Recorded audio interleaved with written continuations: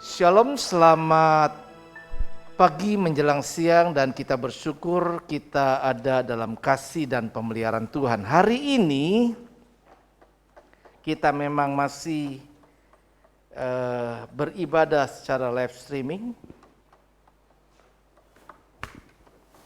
Namun tidak mengubah keseriusan kita untuk beribadah kepada Tuhan.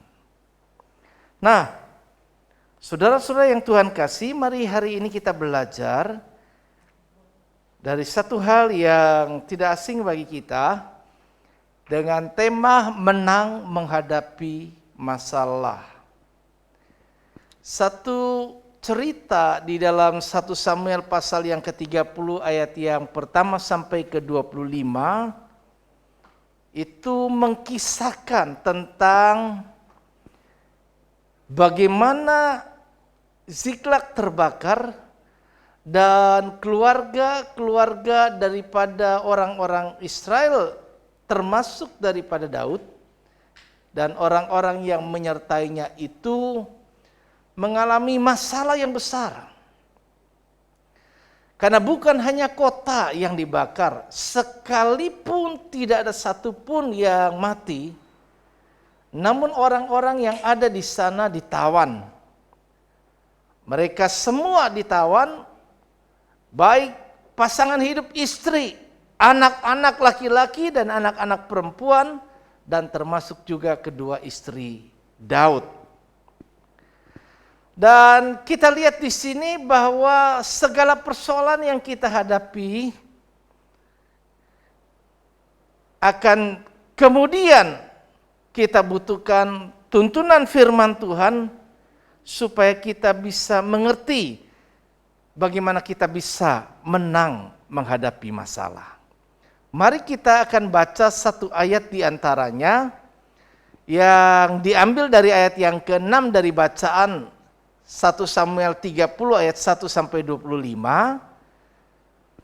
Dan untuk membaca secara lengkap tentu kita bisa baca kemudian di rumah masing-masing cerita tentang hal ini. Dan saya percaya tidak asing bagi kita untuk mendengarnya. Di dalam ayat yang ke-6 firman Allah berkata demikian. Dan Daud sangat terjepit karena rakyat mengatakan hendak melempari dia dengan batu. Seluruh rakyat itu telah pedih hati masing-masing karena anaknya laki-laki dan perempuan. Tetapi Daud menguatkan kepercayaannya kepada Tuhan Allahnya. Nah, Bapak Ibu Saudara kekasih Tuhan, ketika kita menghadapi masalah, apalagi kalau sudah menyangkut ada keluarga yang juga mengalami persoalan, artinya kita menghadapi persoalan dengan keluarga kita, itu bukan persoalan yang mudah. Kalau persoalan-persoalan lain mungkin nggak terlalu berat. Ada orang-orang yang menganggap kalau masalahnya kepada pasangan itu berat banget. Tapi akan jauh lebih berat lagi kalau terjadi masalahnya itu berkaitan dengan anak-anak kita gitu kan ya. Laki-laki ataupun perempuan dari anak kita. Kemudian bayangkan itu terjadi pada orang Israel dan termasuk pemimpinnya yaitu Daud mengalami persoalan yang serupa.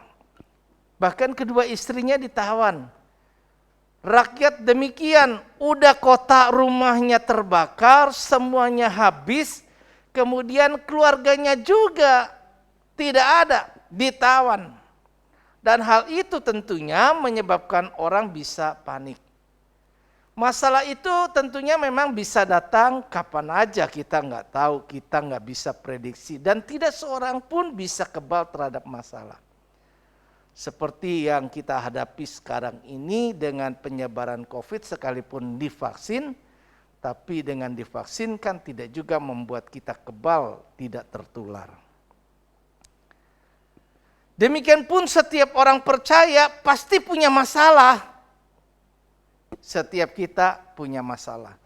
Nah, ukuran bobot dari masalah itu kan setiap orang berbeda tergantung kekuatan kita masing-masing. Tidak ada orang yang berkata masalahku lebih berat daripada masalahmu. Karena mungkin buat kita itu kecil tapi buat orang lain itu berat.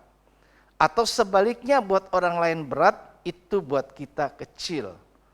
Nah, besar dan kecilnya masalah tidak menjadi ukuran untuk dapat kita bisa mengatasi masalah itu dengan lebih mudah. Tetapi sekalipun masalah itu begitu besar, nah bagaimana tergantung besar kecilnya di dalam diri kita untuk dapat menghadapi dan bisa bahkan menang menghadapi masalah itu. Tergantung bagaimana kita meresponinya, menyikapi setiap persoalan di dalam kehidupan kita. Ada orang sekalipun masalahnya kecil namun dirasa menjadi besar dan berat, kemudian cara dia mengatasinya juga keliru, maka tentu dia menjadi orang yang kalah atas masalah yang dihadapi.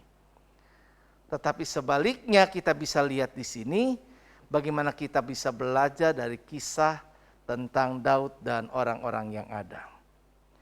Nah, kita lihat bagaimana sih sikap Daud di dalam menghadapi masalah. Ada 4 hal yang kita bisa dengarkan bersama, belajar daripadanya. Yang pertama tentunya hidup di dalam pimpinan Tuhan. Hidup di dalam pimpinan Tuhan itu tidak terjadi ketika kita menghadapi masalah saja, baru kemudian kita hidup dalam pimpinan Tuhan. Tetapi orang yang memang bergaul dengan Tuhan, orang yang memang biasa hidupnya mau dipimpin oleh Tuhan, dan bagaimana ketika dia menghadapi suatu masalah dalam hidupnya, tentu sikapnya, responnya akan berbeda dengan orang yang terbiasa hidup tidak dipimpin oleh Tuhan. Kita lihat di dalam ayat 7 dan 8 dari bacaan kita tadi. Lalu Daud memberi perintah kepada Imam Abyatar bin Ahimelek, bawalah efod itu kepadaku. Maka Abyatar membawa efod itu kepada Daud. Kemudian bertanyalah Daud kepada Tuhan, katanya, haruskah aku mengejar gerombolan itu? Akan dapatkah mereka kususul? Dan ia berfirman kepadanya, kejarlah, sebab sesungguhnya engkau akan dapat menyusul mereka dan melepaskan para tawanan. Saudara-saudara yang dikasihi Tuhan, ketika kita menghadapi masalah, biasanya respon awal pertama mungkin ada orang yang jadi panik. Itu panik terbiasa mungkin kalau yang tadi saya bilang, rumahnya habis, keluarganya juga mungkin gak jelas, karena ternyata mereka tidak menjumpai istri dan seluruh anak-anak mereka. Apa yang terlintas di dalam pikiran mereka? Wah, kalut pastinya. Yang mereka lakukan pasti bertanya sana sini. Bagaimana ini? Mereka coba berusaha melakukannya. Tapi seberapa orang yang terbiasa kemudian berpikir dan datang kepada Tuhan untuk bertanya kepada Allah, bagaimana saya harus menyikapinya. Ketika saya kehilangan sesuatu, saya coba berusaha mencari-cari. Sampai saya nggak ketemu, baru ingat, iya, kita perlu bantuan Tuhan dan berdoa. Belakangan baru ingat Tuhan kadang-kadang. Tapi lama-lama kemudian kita mulai terbiasa. Sampai akhirnya ketika menghadapi masalah lagi, kita tahu jalan terbaik duduk di bawah kaki Tuhan, berdoa dan bertanya, Tuhan, saya kehilangan ini. Tolonglah saya, mudahkan untuk dapat menemukannya. Daud pun sama, dia begitu. Ketika Daud tertimpa masalah, dia tidak mengandalkan kekuatannya sendiri ataupun mencari bantuan orang lain. Tidak kemudian cari siapa yang akan bisa menolong kita. Tidak akan terlintas di dalam pikiran kita yang pertama adalah siapa nih yang kita mau minta tolong supaya bisa bantu kita. Tapi yang selalu kita ingat adalah bahwa kita butuh Tuhan. Sekali lagi, hidup dalam pimpinan Tuhan itu bukan kejadian sesaat yang bisa terjadi instan ketika sedang menghadapi masalah. Tapi memang terbiasa hidup kita memang mau dipimpin Tuhan. Bahkan tiap pagi begitu bangun kita berdoa kepada Tuhan, hari ini dalam segala apa yang akan saya kerjakan, mungkin saya punya rencana ini saya sampaikan kepada Tuhan, biarlah Tuhan menolong supaya dalam segala yang saya kerjakan, semua jadi menurut kehendak Tuhan. Dan saya mohon biarlah tuntunan Roh Kudus akan menolong saya bisa mengerjakannya, bahkan berhasil untuk kemuliaan Tuhan. Memberi diri, Tuhan ini aku, Roh Kudus ini aku, pimpin aku dan tolong aku. Dengan kita mengandalkan kekuatan Tuhan, selalu membutuhkan Tuhan, mencari Tuhan, bertanya kepada Tuhan, maka Tuhan pasti akan menjawabnya. Tapi sekali lagi kebanyakan orang kehilangan momentum. Firman Tuhan berkata, pada hari aku berkenan, aku akan mendengarkan engkau. Jadi seringkali kita suka lupa. Ada waktu-waktu di mana Tuhan sedang berkenan. Kalau manusia ibaratnya gue lagi mood nih. Kamu minta aja saya bakal penuhi. Tapi kalau lagi bete, kamu lagi kayak apa, nggak salah pun bisa jadi dipersalahkan. Tuhan memang tidak seperti itu, seperti manusia. Tapi maksudnya bisa dibayangkan. Kalau manusia aja punya waktu-waktu tertentu di mana dia berkenan, demikian pun Tuhan. Tuhan punya juga dikatakan firman Tuhan ketika dia beri kesempatan, berserulah kepadaku pada waktu aku berkenan, cari aku maka engkau akan menemukan aku.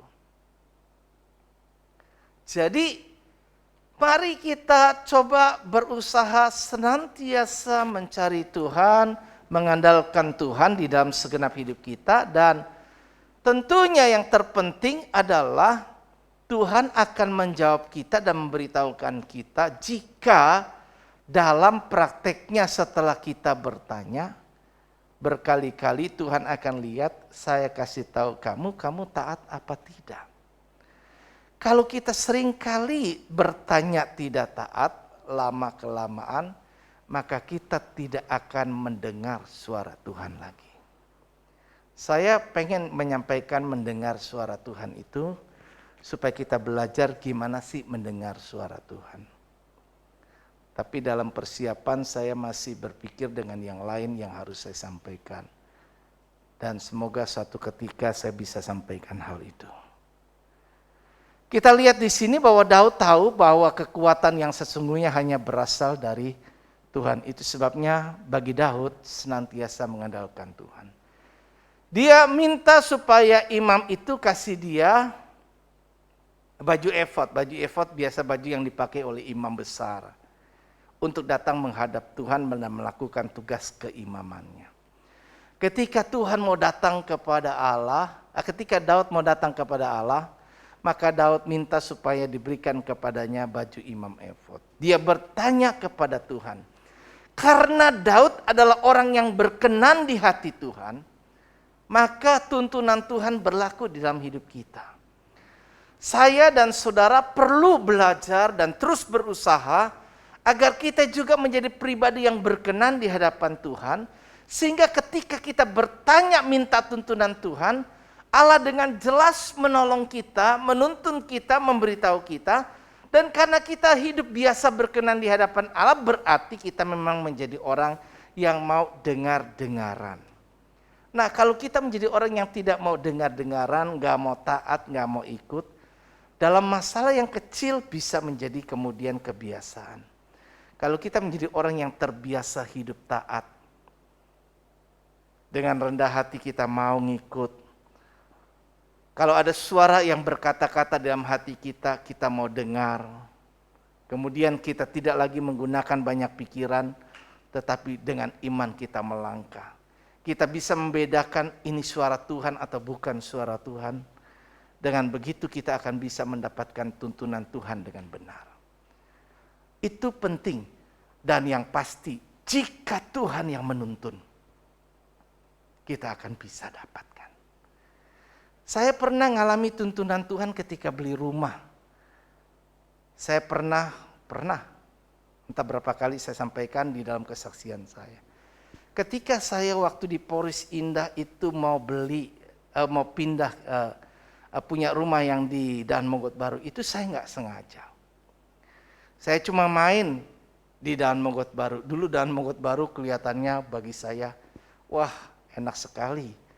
Anginnya banyak sekali, belum banyak rumah yang dibangun. Saya bersama dengan saudara-saudara saya coba ke kantor pemasaran.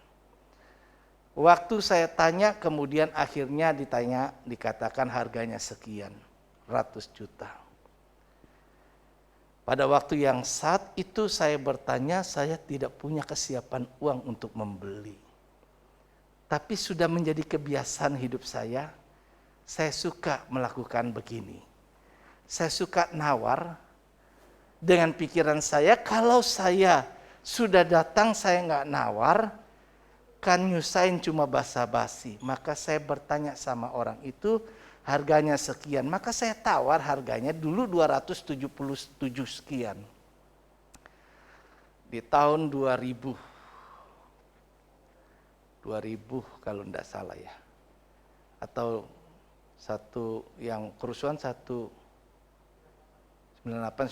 akhir gitu ya. Karena saya pindah di tahun 2000. Saya coba begitu ya, tanya gitu. Saya tawar itu 250, jadi turunnya cukup banyak, 27 jutaan. Dan uang segitu buat sekarang mungkin nggak terlalu besar. Tapi buat dulu kan gede banget. Karena harga rumahnya aja 277. Sekarang kan udah miliaran. Ya, 2,7 M aja rumahnya biasa-biasa. Nah, jadi saya tawar begitu supaya ya udah nggak apa. Nah, saudara-saudara tanya, emang lu mau, lu pengen, lu punya duit beli? Enggak, saya tawar bukan kredit karena saya nggak biasa kredit. Saya tawar cash keras, 250 kalau dikasih.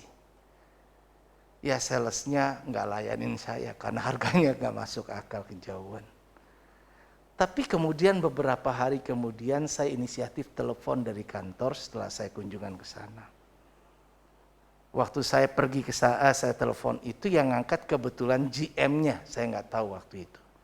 Yang kepengen meeting dengan board meeting, dengan dewan direksi. Saya bilang saya sudah tanya, harga rumah saya tawar begini, tapi saya nggak dapat kabar nih. Saya sudah berdoa kalau Tuhan kehendaki, harga yang saya minta dikasih. Wah, kemudian dibilang, Pak, kebetulan saya mau meeting, board of meeting, artinya meeting direksi. Permintaan Bapak saya sampaikan ya.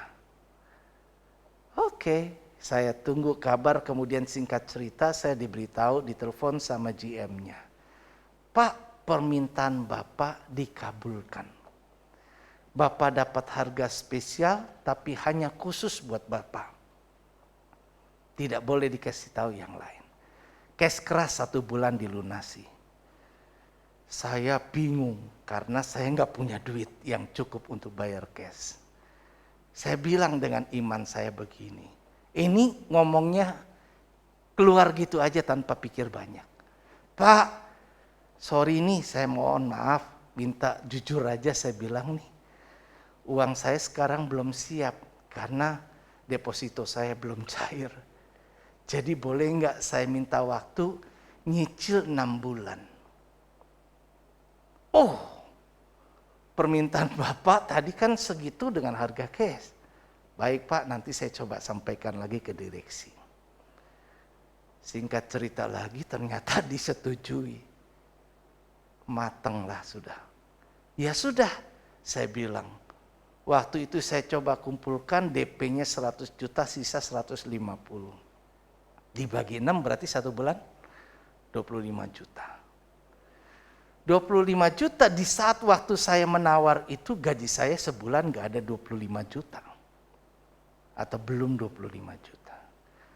Tapi saya harus sanggupi itu. Dan saya bilang, saya tanda tangan, Kemudian tidak lebih dari tanggal 4 tiap-tiap bulan saya pasti lunasi.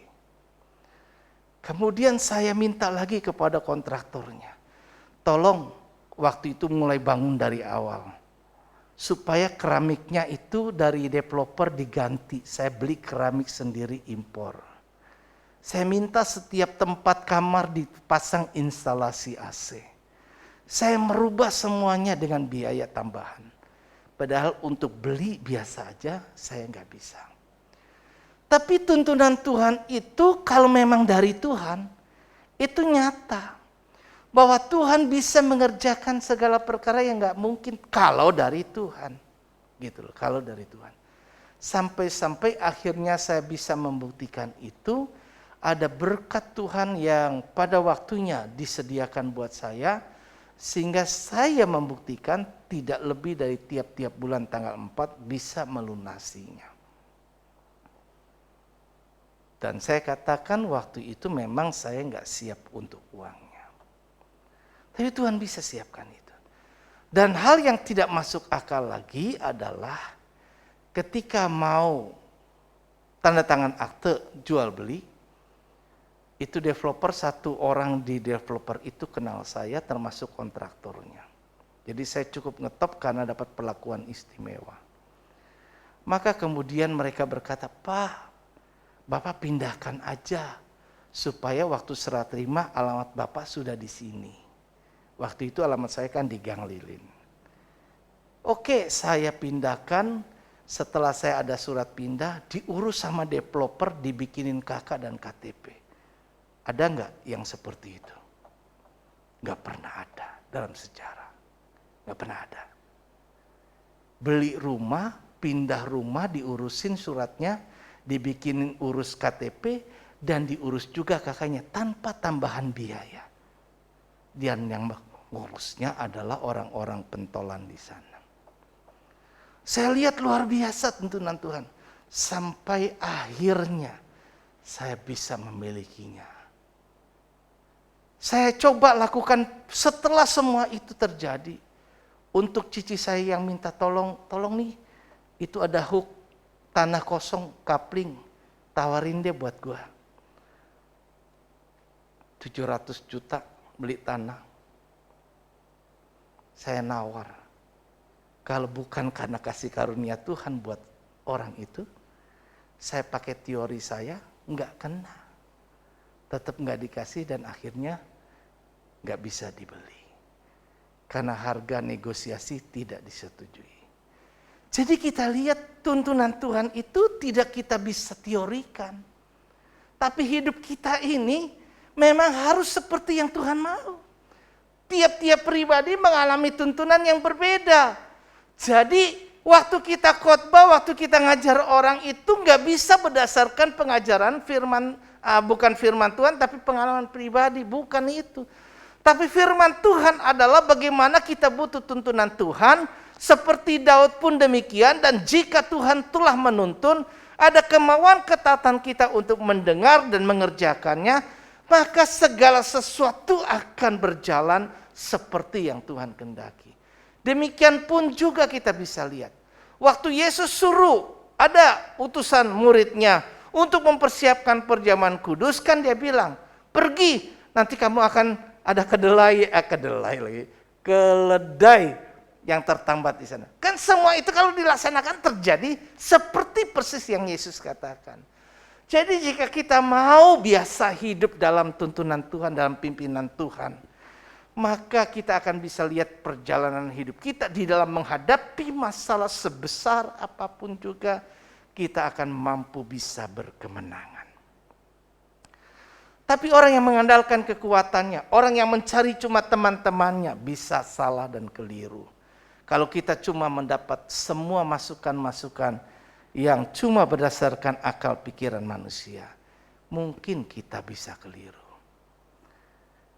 Tetapi yang pasti adalah bahwa kalau Tuhan yang menuntun hidup kita, maka kita akan mencapai kemenangan. Yang kedua, hidup selalu menjadi berkat. Jika kita terbiasa hidup selalu menjadi berkat, masalah itu tidak akan menghalangi kita kemudian berubah tidak lagi menjadi berkat.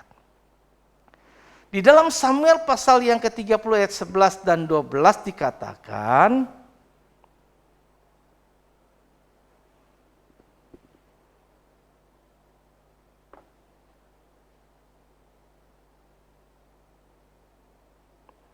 kemudian mereka menemui seorang Mesir di padang, lalu membawanya kepada Daud. Mereka memberi dia roti, lalu makanlah ia.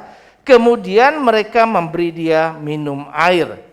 Dan memberikan kepadanya sepotong kue ara dan 2 buah kue kismis. Dan setelah dimakannya, ia segar kembali. Sebab ia tidak makan dan minum selama 3 hari 3 malam. Ada seorang Mesir itu yang dijumpai di tengah situasi persoalan yang ada, dan ternyata orang ini tanpa bisa diketahui yang lain udah 3 hari 3 malam nggak makan dan minum. Tentu dalam keadaan yang kolaps tubuhnya. Nah, kalau dilihat ada masalah, kemudian ada orang yang kayak gini, bagaimana ya?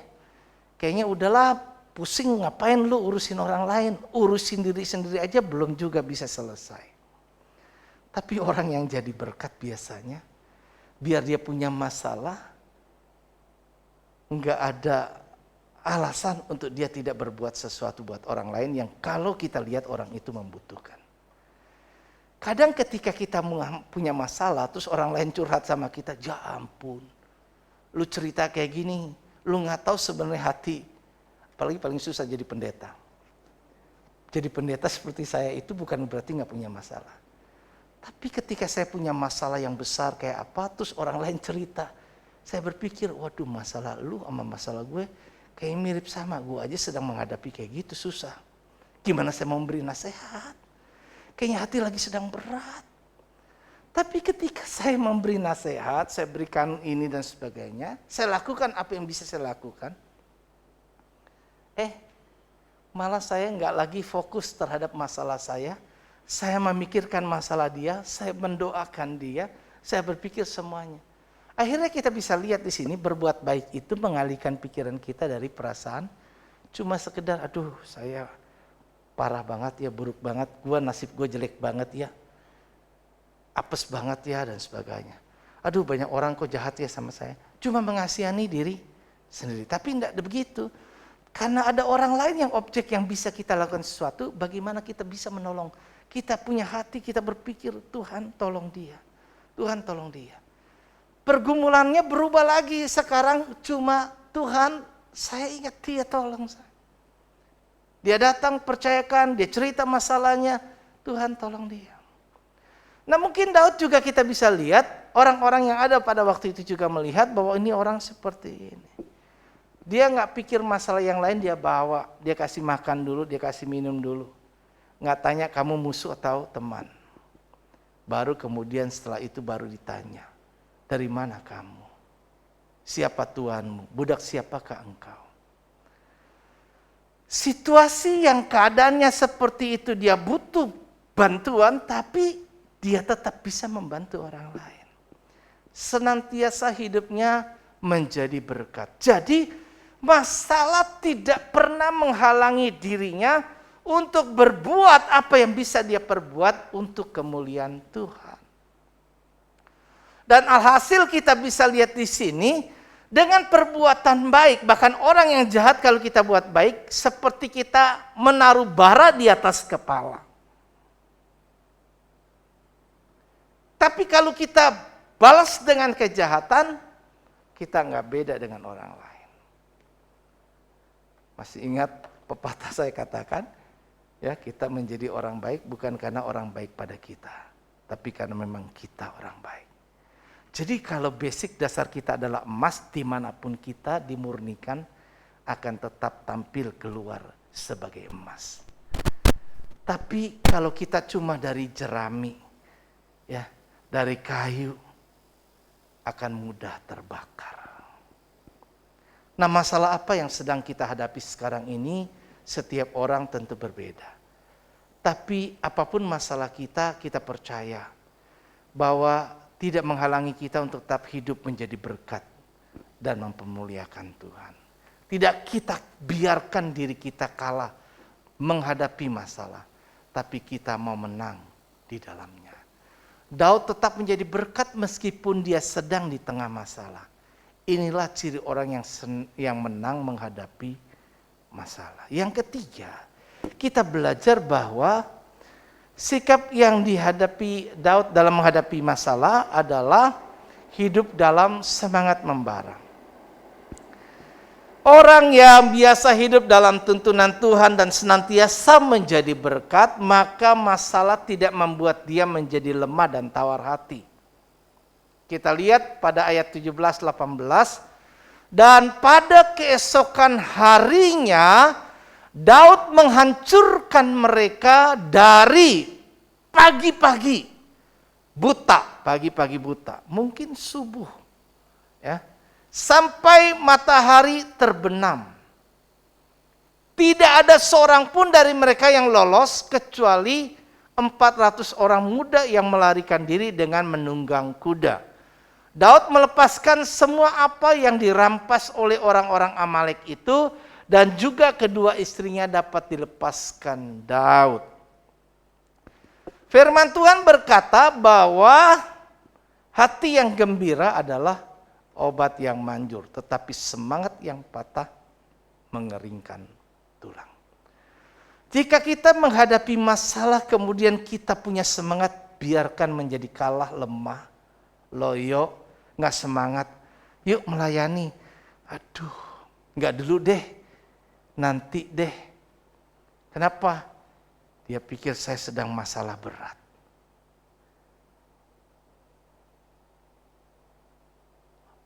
Kalau orang yang hidup biasa dalam pimpinan Tuhan, hidup biasa menjadi berkat, persoalan tidak akan membuat dia menjadi lemah. Tapi akan terus membara, akan terus semangat. Kalau aku beri kesempatan melayani, aku tetap melayani. Kalau aku diberikan kesempatan untuk bisa menasihati orang, aku tetap melakukan hal itu dengan semangat. Kalau aku bekerja, maka juga pagi-pagi aku semangat bekerja. Tidak menampilkan raut muka seperti orang yang bermasalah. Karena Tuhan selalu berkata, jika engkau pun berpuasa, jangan seperti orang yang biar bisa kelihatan. Tuhan selalu ingin supaya kita itu tidak menampilkan supaya orang lihat kayak apa. Kalau baik, ya Tuhan dimuliakan, hebat. Tapi kalau penampilan kita buruk, maka Tuhan tidak dipermuliakan. Karena itu mari kita coba tetap semangat. Daud pagi-pagi buta. Setelah Tuhan berkata, pergi, maju, jalan, engkau bisa mengalahkannya.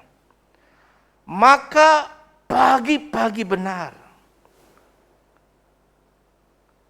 Daud dengan rombongan orang-orangnya, sekalipun dari 600 orang yang menyertai 200 orang gak kuat lagi lelah. Ya sudahlah, gak kenapa. Kemudian gak mengurangi semangat kalau ada orang-orang yang mundur. 200 orang dari pengikutnya itu gak lanjut ikut sama dia. Tapi dengan yang ada yang masih sisa 400 orang, ayo kita tetap berangkat. Pagi-pagi kita lakukan itu. Dari pagi sampai petang, seharian penuh, artinya dia kerahkan kekuatan maksimalnya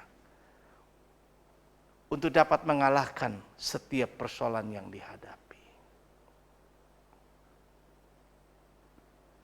Kita tidak akan menjadi orang yang mudah menjadi lemah dan menyerah. Di dalam menghadapi tantangan hidup, setiap orang bisa merespon berbeda. Tapi kan dikatakan jangan pernah menyerah. Karena orang yang gampang menyerah biasanya cepat kalah. Tapi orang yang gigih berjuang. Saya berjuang sampai sebisa-bisanya. Saya sedang memperjuangkan sesuatu. Apa yang menjadi hak saya. Sekalipun masih belum membuahkan hasil. Kemudian orang berkata, kamu sudah lakukan ini gak dapat apa-apa. Kamu sudah lakukan ini juga gak ada hasilnya. Ngapain percuma? Saya cuma berkata, selagi saya masih bisa mengerjakan sesuatu, akan saya kerjakan sampai akhir. Selebihnya urusan Tuhan. Karena bagian saya kerjakan, kelak bagian Tuhan akan dikerjakan. Memang pada waktu yang kita harapkan, nggak mungkin semua itu bisa terjadi. Tapi pada waktu Tuhan, mungkin pada waktunya, Allah berbelas kasihan. Karena yang tadi saya katakan, ketika Dia berkenan, Dia akan mendengarkannya. Kita tidak tahu kapan waktu perkenanan Tuhan. Tapi firman Allah berkata, inilah waktu perkenanan Tuhan. Mari kita terus datang kepada Tuhan. Tetap semangat, tetap membara. Daud tidak menyerah, malahan ia berjuang sehari penuh. Artinya maksimal untuk menghadapi masalah yang ada. Dan dia mendapat hasil yang memuaskan. Yang terakhir kita bisa lihat di sini adalah tadi yang pertama, hidup dalam pimpinan Tuhan. Hidup selalu menjadi berkat. Yang ketiga, hidup tetap hati dengan membara ya. Semangat membara ya. Dan yang keempat adalah hidup dalam kasih dan pengampunan. Firman Allah berkata begini, tetapi Daud berkata, janganlah kamu saudara-saudaraku berbuat demikian dengan apa yang diberikan Tuhan kepada kita. Sebab Ia telah melindungi kita dan menyerahkan ke dalam tangan kita gerombolan yang menyerang kita. Daud berkata demikian karena mayoritas orang-orang menghasut. Pada waktu sudah menang banyak jarahan didapat, kemudian kita bagi-bagi. Yang 200 orang nggak dukung kita, yang 200 orang yang nggak menyertai kita, mereka santai-santai biasa saja, tidak mau berjuang bersama kita, jangan dibagi. Jangan dikasih, biarin aja. Tapi Daud itu selalu orang yang penuh kasih dan pengampunan.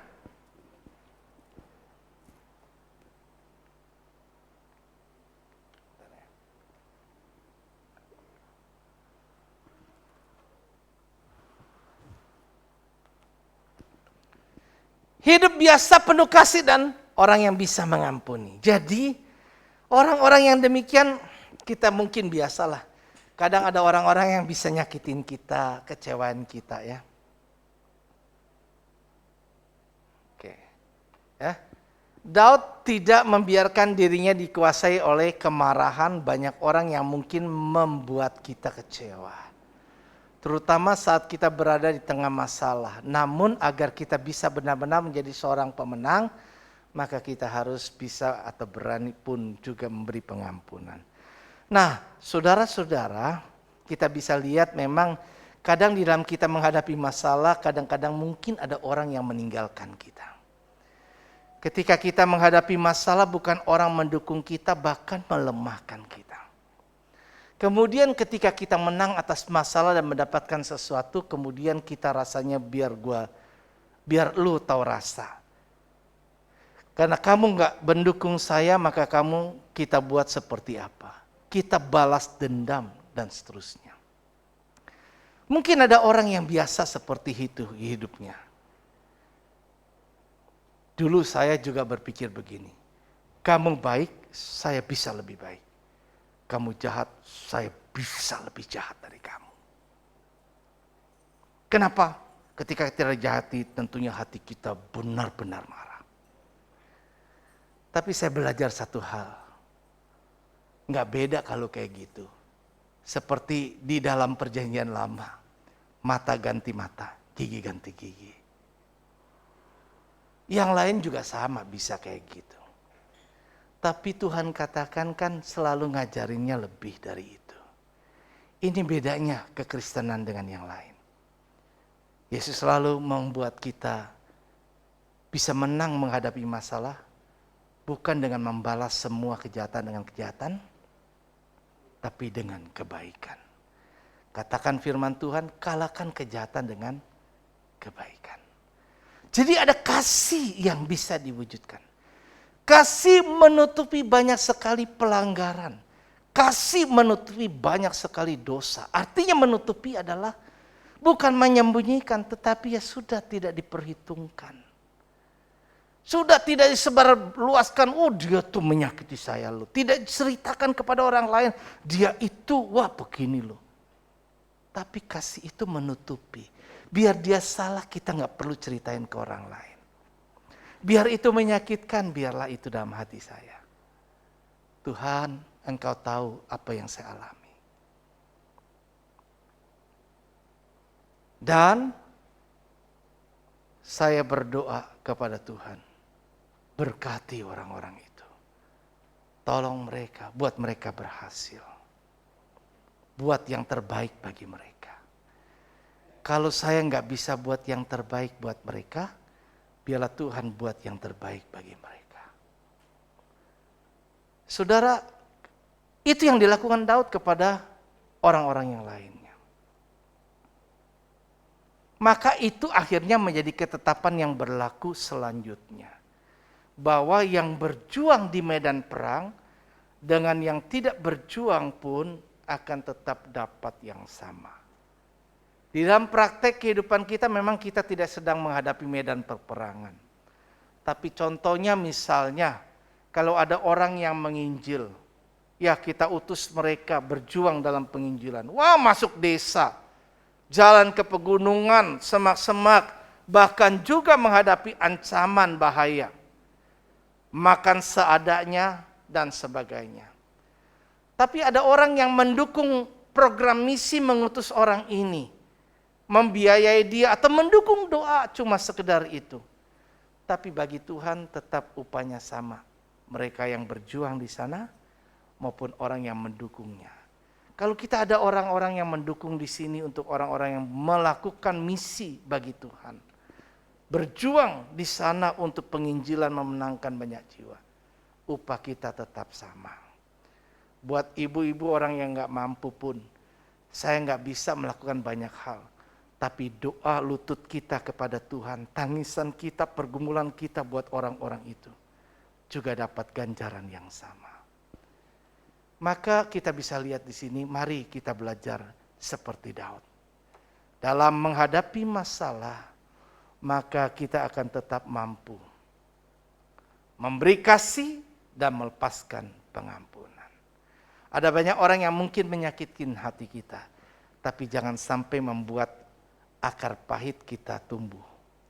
Tapi akhirnya kemudian kita menjadi orang yang begitu buruk. Karakter kita berubah menjadi buruk. Dan itu tidak baik. Udah rugi, bodoh. Kita rusak diri kita. Tapi kita tahu bahwa perjuangan kita bukan melawan darah dan daging. Tapi melawan penghulu-penghulu di udara yang tidak kelihatan. Dia bisa merusak hidup saya. Dia bisa merusak orang-orang lain yang bisa menjadi alat untuk merusak saya. Tapi saya tidak boleh merusak diri saya. Itu harusnya setiap kita punya sikap dalam menghadapi masalah. Ada orang-orang yang mungkin kesakitan, kepahitan, kekecewaan yang luar biasa. Sampai saat sekarang ini berbekas dan sulit melepaskan pengampunan. Itu merugikan diri sendiri. Mari kita tidak biarkan hal itu. Karena semua itu akan menghalangi doa kita kepada Tuhan. Yang membuat Tuhan tidak mendengar kita. Tapi jika kita lepaskan kasih, pengampunan. Dengan hati yang tulus. Menjadi orang yang menjadi alat Tuhan. Maka kita percaya. Kita orang yang menang dalam menghadapi masalah. Amin. Tuhan Yesus berkati.